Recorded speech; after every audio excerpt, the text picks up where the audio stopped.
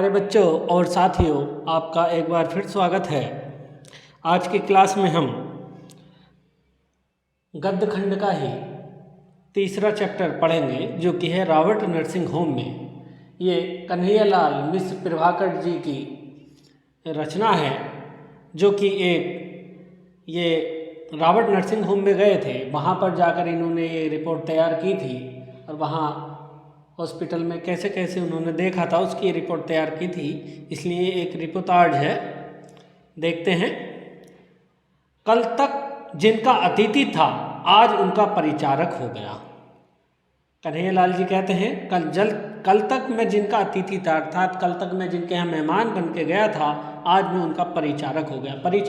परिचारक अर्थात जो बीमार की सेवा करता है हॉस्पिटल में, उसको परिचारक कहा जाता है। क्योंकि मेरी अतिथेया अचानक रोग की लपेट में आ गई। अतिथेया अर्थात जिनके यहाँ मैं अतिथि बन के गया था, वो अचानक रोग की लपेट में आ गई, अर्थात वो बीमार हो गई और उन्हें इंदौर के रॉबर्ट नर्सिंग होम में लाना पड़ा। जिसके कारण उनको इंदौर का रॉबर्ट नर्सिंग होम है, उसमें उनको लाना पड़ा। यह है सितंबर 1951। ये घटना 1951 की सितंबर की है। रोग का आघात पूरे वेग में था, अर्थात जो रोग था बहुत तेज़ी के साथ था। परिणाम कपकपाता, मतलब क्या परिणाम होगा उसको सोचकर ही डर लग रहा था और वातावरण चिंता से घिरा घेरा कि हम सब सुस्त, और चारों तरफ चिंताएं थीं जिसकी वजह से हम सब सुस्त थे। तभी मैंने चौंक कर देखा, अपने विशिष्ट धवल वेश में आच्छादित एक नारी कपड़े में आई। तभी मैंने चौंक कर देखा कि एक विशिष्ट प्रकार के धवल वेश में, अर्थात सफ़ेद वेश में आच्छादित अर्थात घिरी हुई एक नारी अर्थात एक स्त्री कमरे में आई।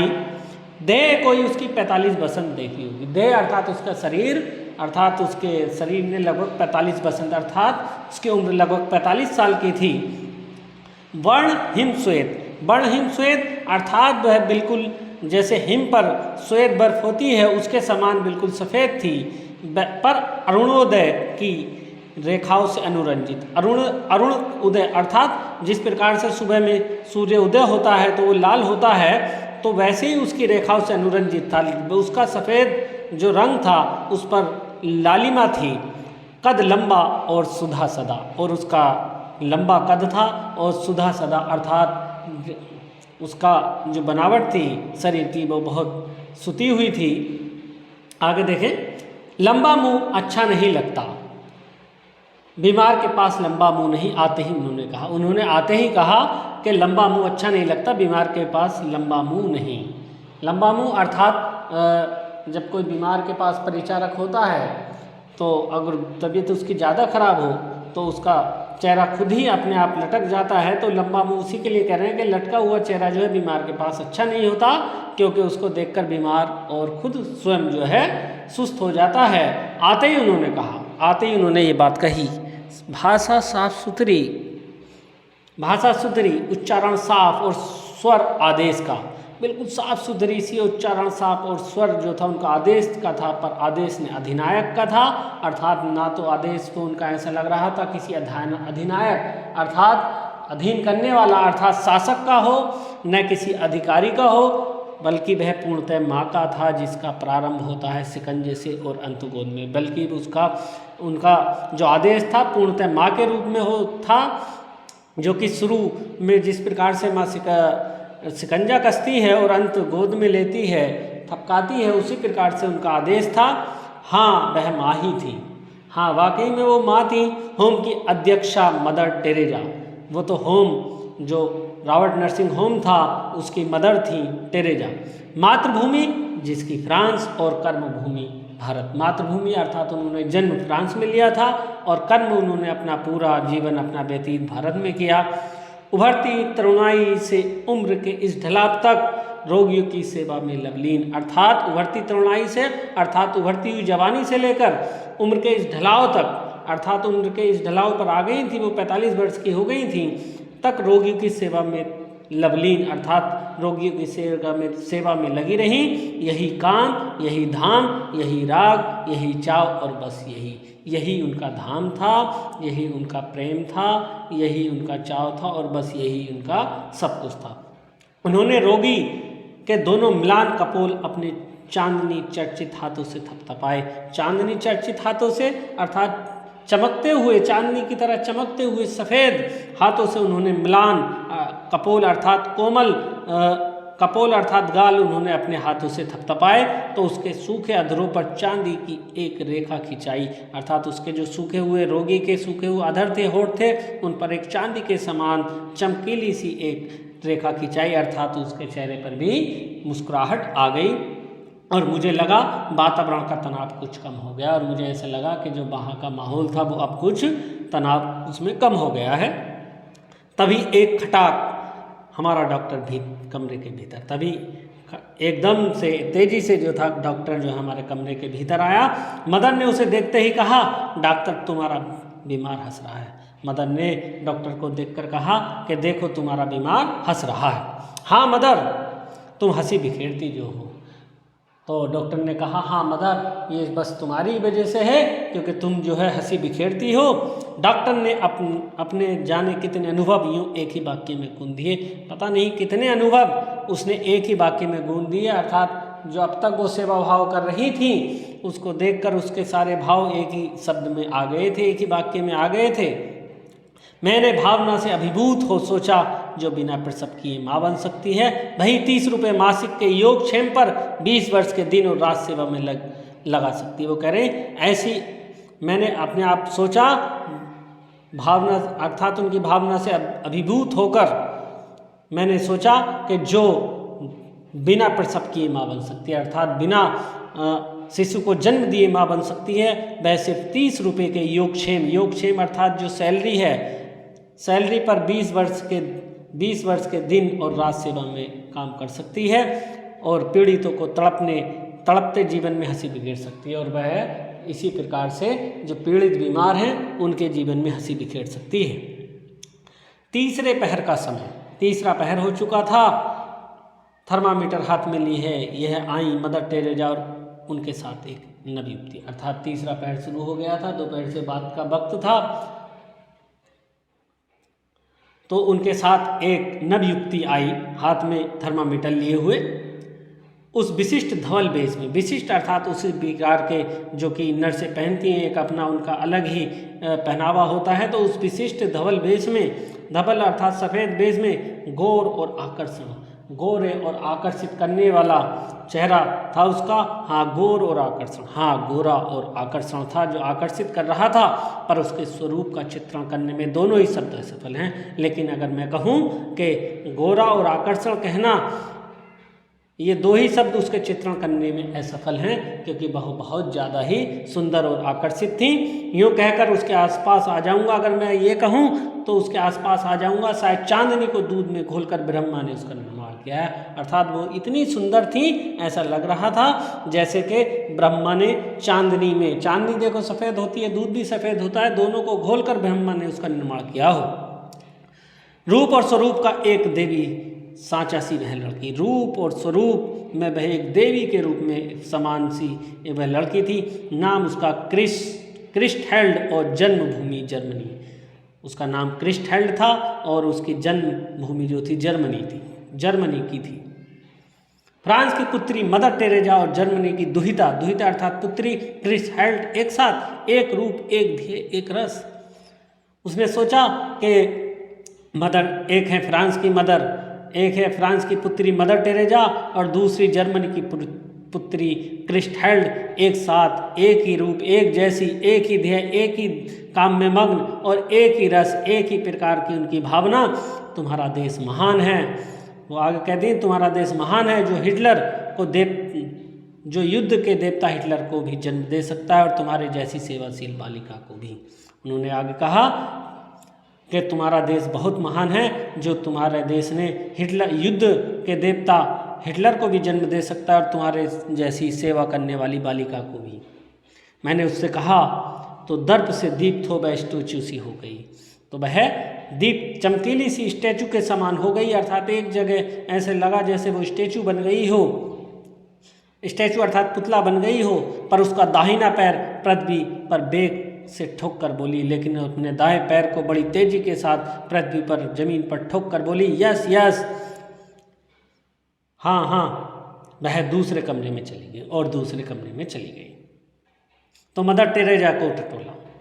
तब मैंने मदर टेरेजा को टटोला, आप इस जर्मन लड़की के साथ प्यार से रहती हैं? क्या आप इस जर्मन लड़की के साथ प्यार के साथ रहती हैं? बोली हाँ, वह भी ईश्वर के लिए काम करती है और मैं भी, प्यार क्यों न हो, मैं भी तो ईश्वर के लिए काम करती हूँ। मैंने नस्तर चुबोया, अर्थात मैंने ऐसे शब्द कहे जो कि उनके अंदर तक जा लगे। मैंने कहा, पर फ्रांस को हिटलर ने पद दलित किया था, यह आप कैसे भूल सकती हैं? अर्थात दूसरे विश्व युद्ध में जब फ्रांस को पद दलित किया था, अर्थात उसके युद्ध किया था, उसको उसके बहुत सारे सैनिकों को मारा था, तो यह आप कैसे भूल सकती हैं? नस्तर तेज था, मेरे जो शब्द थे वह बहुत तेज थे, चुभन गहरी थी, वो अंदर तक चुभने वाले मेरे शब्द थे। मदर टेरेजा उससे अछूता रहा, पर मदर का कलेजा उससे अछूता रहा, लेकिन मदर के कलेजा उससे अछूता रहा, अर्थात उन पर कोई फर्क नहीं पड़ा। वह बोली, हिटलर बुरा था। हाँ, वाकई हिटलर बुरा था, उसने लड़ाई छेड़ी, पर उससे इस लड़की का भी घर ढह गया और मेरा भी, हम दोनों एक हैं। लेकिन उस हिटलर की वजह से इस लड़की का भी घर ढहा और मेरा भी घर ढहा, हम दोनों एक से ही तो हैं, हम दोनों एक। मदर टेरेजा ने झूम के इतने गहरे डूब कर कहा कि जैसे मैं उनसे उनकी लड़की छीन रहा हूँ। इतने झूम कर उन्होंने कहा, इतने बड़े प्यार से कहा था, ऐसे लग रहा था कि जैसे मैं उनके लड़की को छीन रहा हूँ। उन्होंने पहले ही दाब में मुझे चारों खाने दे मारा, अर्थात उन्हें अपने पहले ही वाक्य से, पहले ही शब्दों से मुझे चारों खाने चित्त कर दिया, अर्थात मेरी बोलती बंद कर दी। मदर चली गई, मैं सोचता रहा। मदर टेरेजा तो वहाँ से चली गई, लेकिन मैं सोचता रहा, मनुष्य के बीच में मनुष्य ने कितनी दीवारें खड़ी की, अर्थात मनुष्य ने मनुष्यों के बीच में कितनी सारी दीवारें खड़ी करी हैं। ऊंची दीवारें, मजबूत फौलादी दीवारें, भूगोल की दीवारें, जाति वर्ग की दीवारें, कितनी मनहूस, कितनी नगण्य, पर कितनी अजब। ऐसी दीवारें जो मजबूत फौलादी हैं, भूगोल की दीवारें हैं, अर्थात सीमाओं की दीवारें हैं, जाति वर्ग की दीवारें हैं, जाति बनी हुई हैं, वर्गों में लोग बटे हुए हैं, कितनी मनहूस है, कितनी नगण्य है, कितनी छोटी हैं, लेकिन फिर भी कितनी अजय हैं, लेकिन फिर भी वो विजयी होती हैं। आगे देखें, क्रिसहल्ड के पिता जर्मनी के कॉलेज के प्रिंसिपल हैं और उसने अभी 5 वर्षों के लिए सेवा का व्रत लिया। क्रिसहल्ड जो है, उसके पिताजी जर्मनी में एक कॉलेज में प्रिंसिपल हैं और उसने अभी 5 साल के लिए सेवा व्रत, अर्थात सेवा करने का प्रण लिया है। रोगणी के गहरे काले बाल देखकर उसने कहा, तुम्हारे काले बाल मेरे पिता कैसे हैं? रोगणी अर्थात जो बीमार थी, उनके काले बाल देखकर उसने कहा, तुम्हारे काले बाल मेरे पिता के समान हैं। कहा कि वह स्मृतियों में खो सी गई, और इतना कहकर वह अपनी स्मृतियों में खो गई, अपने सपनों में खो गई। मुझे लगा कि मैं ही क्रिसहल्ड हूँ, मुझे लगा कि मैं खुद क्रिसहल्ड हूँ, अपने माता पिता से हजारों मील दूर एक अजनबी देश में अकेली खोई छली सी, और मेरी आंखें भर आईं जब मैंने सोचा कि एक हजारों मील दूर, अपने माता पिता से दूर, एक अजनबी पराए देश में अकेली लड़की खोई छली सी, और मेरी आंखें भर आई। मेरा यह सोचकर मेरी आंखों में आंसू आ गए। लड़की मेरे आंसुओं में डूब गई और लड़की की आंखों में भी आंसू आ गए, और किनारा पाने को उसने जल्दी से उन्हें अपने रुमाल से पोंछ लिया। इससे पहले कि वो बाहर निकल पाते, उसने उन्हें अपने रुमाल से पोंछ लिया। उसकी सदा हंसती आंखें सम हो नरम हो गई, और उसकी हंसती आंखें नरम हो गई, पर जरा सी भी नम नहीं हुई। मैंने पूछा, घर से चलते समय रोई थी तुम? मैंने उससे कहा, क्या घर से चलते वक्त तुम रोई थी? उसका भोला उत्तर था, ना, माँ बहुत रोई थी। तो उसने उत्तर दिया कि मैं तो नहीं रोई थी, लेकिन माँ बहुत रोई थी। फटी आंखें कुछ देर में उसे देखता रहा। अपनी खुली हुई आंखों से मैं उसे कुछ देर तक देखता रहा। तब कुछ बिस्कुट उसे भेंट किए। तब मैंने कुछ बिस्किट उसे भेंट किए। बोली, धन्यवाद, थैंक यू सांगसू। वह अक्सर हिंदी, अंग्रेजी, जर्मन भाषाओं के शब्द मिलाकर बोलती थी, तो उसने हिंदी, अंग्रेजी और जर्मन तीनों भाषाओं में मिलाकर उत्तर दिया, क्योंकि ये उसकी आदत थी, तीनों भाषाओं में एक साथ वह शब्द मिलाकर बोलती थी। हम सब हंस पड़े और वह हंसती हंसती भाग गई। हम सब हंसने लगे और वह हंसती हंसती वहाँ से चली गई। मदर टेरेजा बातों के मूड में थी। मैंने उनके हृदय मानस में चोर दरवाजे से झाँका। मदर टेरेजा बात करने के मूड में थी, तो मैंने उनके हृदय रूपी मन में झांकने की, चोर दरवाजे से झांकने की कोशिश की। और मदर घर से आने के बाद फिर आप घर नहीं गई। मैंने पूछा कि मदर, जब से आप घर से आई हैं, आप घर नहीं गई हैं, कभी मिलने जुलने भी नहीं गई, कभी मिलने जुलने के लिए भी अपने घर नहीं, कान अपना काम कर चुके थे। अर्थात मेरी वाणी जो थी, मेरे जो शब्द थे, मदर टेरेजा के कानों तक पहुंच चुके थे। वाणी को अपना काम करना था, अर्थात मदर टेरेजा को उन सवाल का जवाब देना था, पर मदर ने उसकी राह मोड़ दी और तब मैंने सुनी यह कहानी। तब मदर टेरेजा ने उसकी जो बात थी वो मोड़ दी और यह कहानी सुनाई। कई वर्ष हुए, फ्रांस में विश्व भर के पूजा गृहों का एक सम्मेलन हुआ। कह रही है कि फ्रांस में कई साल पहले जो था विश्व भर के पूरे दुनिया के पूजा गृहों का एक सम्मेलन था। भारत की 2 मदर भी प्रतिनिधि होकर उस सम्मेलन में गई। तो भारत की भी 2 मदर प्रतिनिधि बनकर उस सम्मेलन में गई। उनके माता पिता फ्रांस में ही थे, उनके दोनों के माता पिता फ्रांस में ही रहते थे। उन्हें पता था कि वर्षों बाद हमारी पुत्रियाँ आ रही हैं, उन्हें पता था कि बहुत वर्षों बाद उनकी पुत्री आ रही हैं। दोनों माताएं अपनी पुत्रियों का स्वागत करने जहाज पर आईं। तब दोनों माताएं अपनी पुत्रियों का स्वागत करने के लिए जहाज पर आईं, पर विचित्र बात यह हुई कि वे दोनों अपनी पुत्रियों को पहचान न पाईं। लेकिन ये बड़ा ही अचंभित करने वाला वाकया था कि दोनों ही अपनी पुत्रियों को नहीं पहचान पाई और आपस में कहती रहीं तुम्हारी बेटी कौन सी है, और आपस में बात करती हुई बोल रही थी कि तुम्हारी बेटी कौन सी है। अंत में उनका नाम पूछा, तब गले मिली। तब उन्होंने अंत में नाम पूछा और वे गले मिली। कहानी पूरी हुई तो कई प्रश्न उठे, पर मदर टेरेजा उठते न उठते भाग गई। कहानी पूरी हो चुकी थी और मदर टेरेजा वहाँ से चली गई थी। नीचे उन दोनों अनपहचानी पुत्रियों में से एक वे स्वयं भी थी, क्योंकि जो 2 पुत्रियाँ गई थी उनमें एक स्वयं मदर टेरेजा भी थी। उनकी माता उनको पहचान नहीं पाई थी। बस इतना ही एक दिन में उनसे मैं कहलवा सका, बस इतनी सी बात मैं एक दिन में उनसे कहलवा सका। घर में बहुत चिट्ठी आती हैं तो मैं यहाँ के किसी स्थान का फ़ोटो भेज देती हूँ। घर से बहुत सारी चिट्ठियाँ आती हैं तो मैं यहाँ के किसी स्थान का फ़ोटो भेज देती हूँ। रोग पूरे उभार पर था, रोगी के लिए असहनीय था, अर्थात रोगी के लिए वह असहनीय हो रहा था। मदर टेरेजा ने कहा तुम्हारे लिए आज विनती करूँगी। उनका चेहरा उस समय भक्त की श्रद्धा से प्रोद्भासित हो उठा था। तो वो बोली कि मैं जो हूँ आज तुम्हारे लिए विनती करूँगी, अर्थात पूजा करूँगी। और उनका चेहरा उस वक्त जिस प्रकार से भक्त अपनी श्रद्धा में लीन होता है उसी प्रकार से वो लीन लग रही थी। रोगी ने कहा कल भी करना मदर। तो रोगी बोला कि मदर कल भी करना। मदर के स्वर में मिश्री ही मिश्री पर मिश्री कूजे की थी, अर्थात मिश्री ही मिश्री थी, अर्थात मिठास ही मिठास थी, पर मिश्री कूजे जैसी थी। जो मिठास तो तुरंत देती है पर घुलती तुरंत नहीं। जिस प्रकार से मिश्री को हम अपने मुंह में डालते हैं तो वो मिठास देना शुरू कर देती है लेकिन घुलती नहीं है, और अगर हम उस पर बल का प्रयोग करें तो मसूड़े तक वो छील देती है। उसी प्रकार की थी। बोली ना, कल उसके लिए करूँगी जिसे सबसे अधिक कष्ट होगा। कल मैं तुम्हारे लिए नहीं करूँगी, कल मैं उसके लिए करूँगी, कल जिसको सबसे ज़्यादा कष्ट होगा। जैसे 1000 वाट का बल्ब मेरी आंखों में कौंध गया और मैं ऐसे लगा जैसे मेरी आंखों में एक अलग ही प्रकार की 1000 वाट जैसे बल्ब जैसी रोशनी आ गई हो।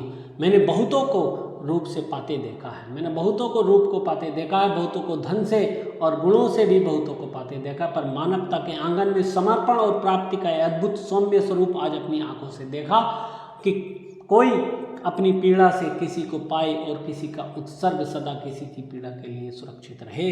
अर्थात मैंने देखा है कि बहुत लोग अपने रूप से पाते हैं, बहुत धन से पाते हैं, बहुत अपने गुणों से पाते हैं, पर मानवता के आंगन में जो उन्होंने समर्पण किया था, अपने आप का समर्पण किया था, प्राप्ति का यह अद्भुत सौम्य रूप आज मैंने अपनी आंखों से पहली बार देखा।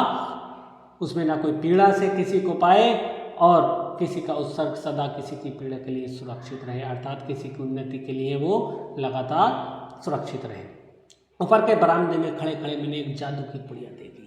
ऊपर खड़े खड़े मैंने देखा कि बरामदे में एक जादू की पुड़िया देखी, जीती जागती जादू की पुड़िया। आदमी को मक्खी बनाने वाला कामरूप का जादू, अर्थात आदमियों को मक्खी बनाने वाला कामरूप, एक ऐसा रूप जैसे कि मक्खियाँ मिठास के पीछे जाती हैं, आदमी भी उसके पीछे चले जाते हैं। जादू नहीं, मक्खियों को आदमी बनाने वाला जीवन का जादू, अर्थात वो ऐसा जादू था जो मक्खियों को आदमी बनाने वाला जीवन का जादू।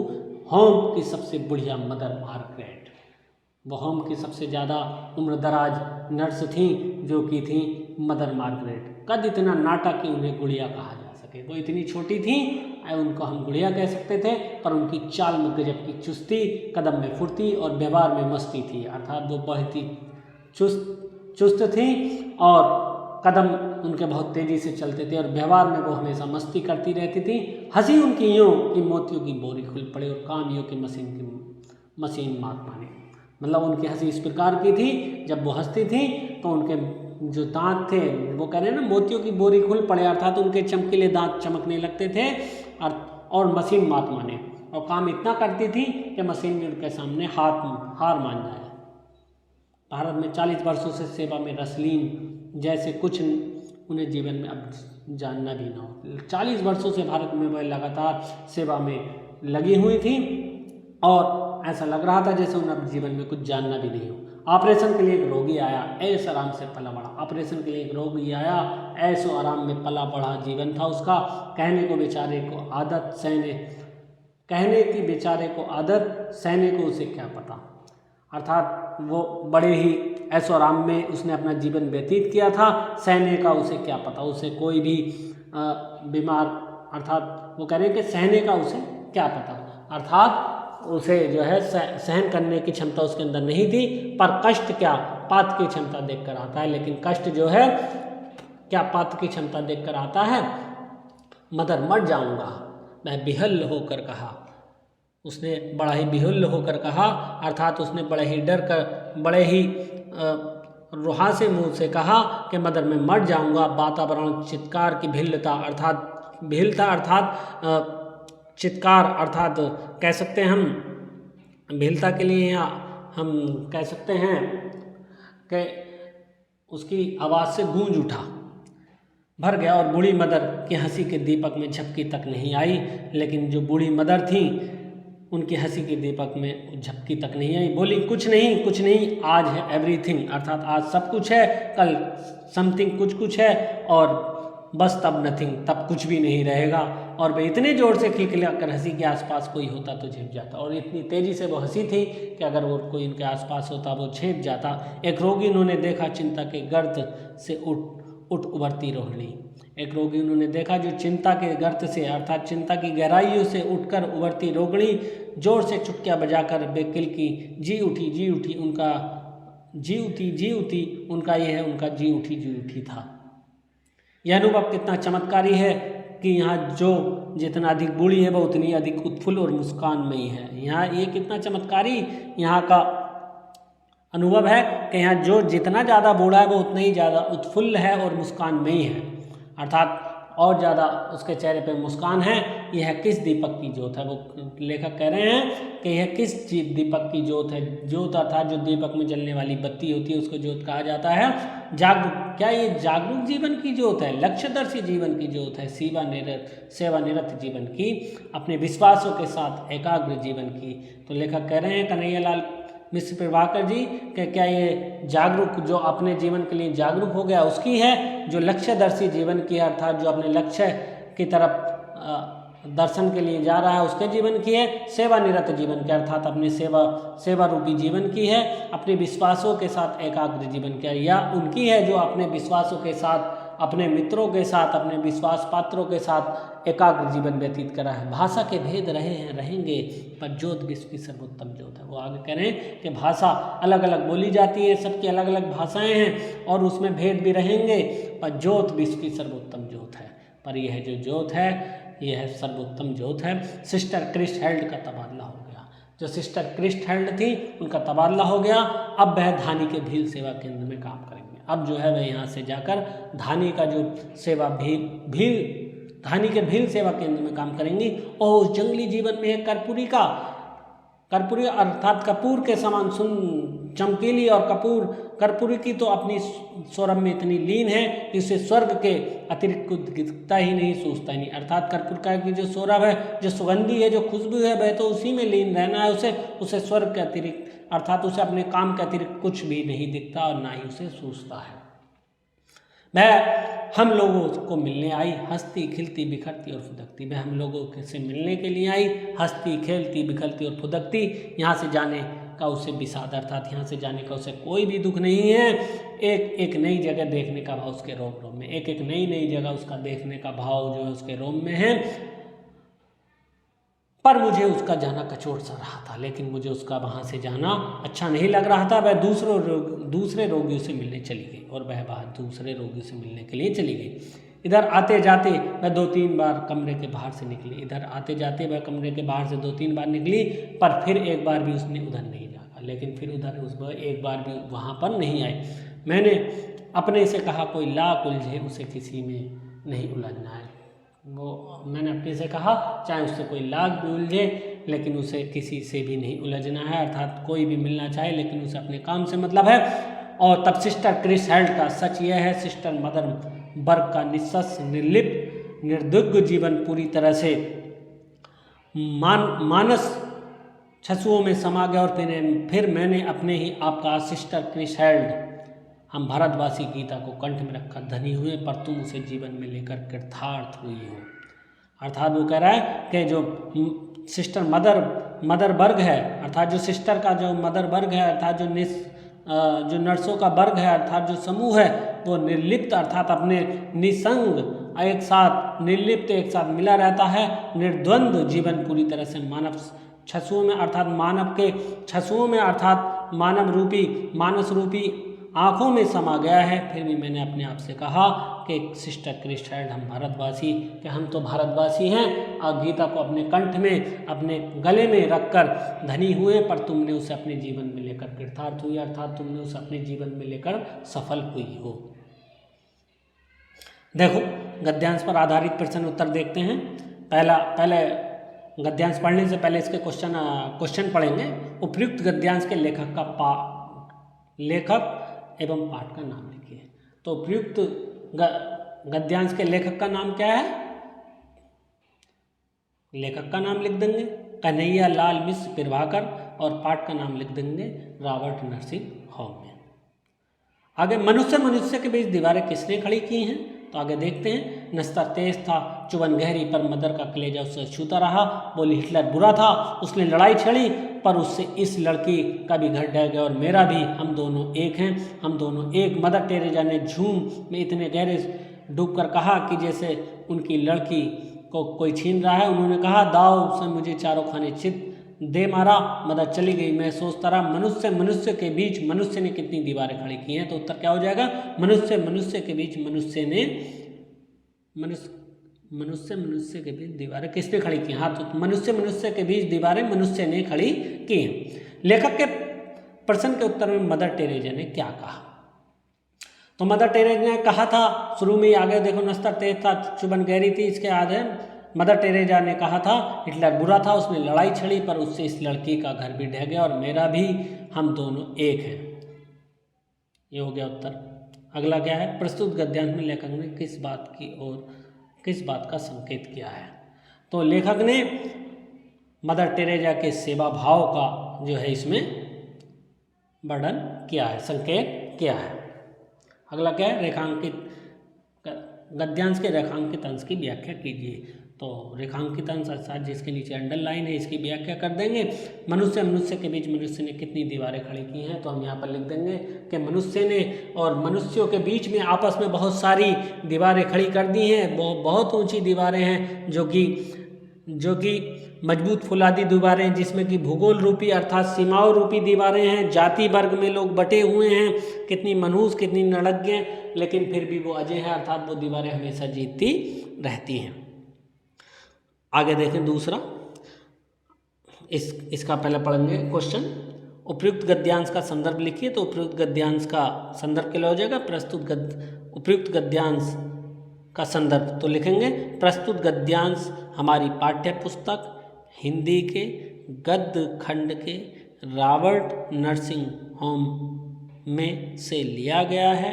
इसके लेखक कन्हैयालाल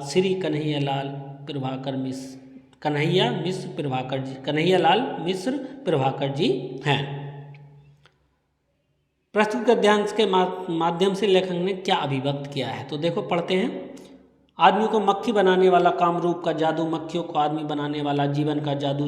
होम हो सबसे बुढ़िया मदर मार्गरेट का इतना काठा उन्हें गुड़िया कहा जा सके, पर उनकी चाल में गजब की चुस्ती, कदम में फुर्ती, व्यवहार में मस्ती, हंसी और उनकी यूं और मोतियों की बोरी खुल पड़ी, काम यूं के मशीन माने भारत में 40 वर्षों से रसलीन, जैसे कुछ उनके जीवन में अब जानना भी ना हो। तो इसमें प्रस्तुत गद्यांश में लेखक ने मदर मार्गरेट के सेवा भाव, जो उन्होंने सेवा की थी उसका और उनके रूप का वर्णन किया है। आगे क्या है, मदर मार्गरेट कौन थी, लेखक ने उनके व्यक्तित्व का वर्णन किस रूप में किया था। तो mother Margaret Robert nursing home की सबसे वृद्ध मदर थी, और इनका आगे क्या व्यक्तित्व का वर्णन किस प्रकार किया है। तो इनका व्यक्तित्व बड़ा ही, ये लिख देंगे, यहाँ से लिख देंगे, उनके जो चाल थी बड़ी ही चुस्ती और कदम में फुर्ती, व्यवहार में मस्ती, हंसी और मोतियों, और हंसी उनकी मोतियों के समान थी, ये लिख देंगे। लेखक ने नर्सिंग होम की मदर मार्गरेट को जादूगरनी की संज्ञा क्यों दी है। जादूगरनी की संज्ञा तो लिख देंगे, लेखक ने नर्सिंग होम की मदर मार्गरेट को जादूगरनी की संज्ञा इसलिए दी है क्योंकि वह जिधर भी जाती थी वो जो अपने आप से जो रोगी निराश था उसके जीवन में आशाओं का संचार करती थी और उसको हंसता खेलता मनुष्य बना देती थी। तो इस तरह से बाकी गद्यांश भी आप कर लेंगे, अगर नहीं होंगे तो हम अलग से एक वीडियो बनाकर सब करा देंगे। और आप सभी से अनुरोध है हमारे चैनल को आप सब्सक्राइब कर दें और साथ साथ में लाइक करते रहें। धन्यवाद।